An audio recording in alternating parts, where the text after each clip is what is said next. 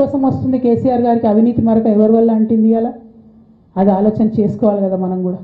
కొంతమంది కేసీఆర్ గారి పక్కన ఉన్నటువంటి వాళ్ళు కేసీఆర్ గారి పేరు చెప్పుకొని అనేక రకాలుగా లబ్ధి పొంది వారు చేసినటువంటి అనేక చెత్త పనుల వల్ల ఇవాళ కేసీఆర్ గారి పేరు బద్నామయ్యే పరిస్థితి వచ్చింది. అయినా మళ్ళీ వాళ్ళనే మోస్తాం, అయినా మళ్ళీ వాళ్ళని ముందుకు తీసుకెళ్తామని అనుకుంటే పార్టీ ఎట్లా ముందటికి పోతుంది? ఒక బిడ్డగా నిజంగా నేను బాధపడతా ఉన్నాను. ఇవాళ 5 సంవత్సరాలు ఇరిగేషన్ మంత్రిగా చేసినటువంటి హరీష్ రావు గారిది మేజర్ పాత్ర లేదా దీంట్లో? అందుకే కదా కేసీఆర్ గారు వారిని సెకండ్ టర్మ్లో తప్పించిండ్రు.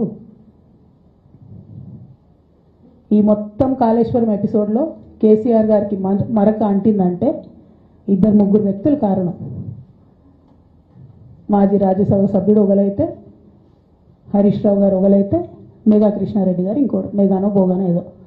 ఈ పెద్ద పెద్ద కాంట్రాక్టర్లు అందరితో కుమ్మక్కై కేసీఆర్ గారు ప్రజల కోసం ఆలోచన చేస్తే, నీళ్ళ కోసం ఆలోచన చేస్తే, వీళ్ళు సొంత వనరుల కోసం, డెవలప్మెంట్ కోసం, ఆస్తులు పెంచుకోవడం కోసం ఆలోచన చేసి ఇవాళ మీ వల్ల రేవంత్ రెడ్డి లాంటి వ్యక్తి, తెలంగాణ ఉద్యమానికి సంబంధం లేని వ్యక్తి, కేసీఆర్ గారి కాలి గోటికి సరిపోని వ్యక్తి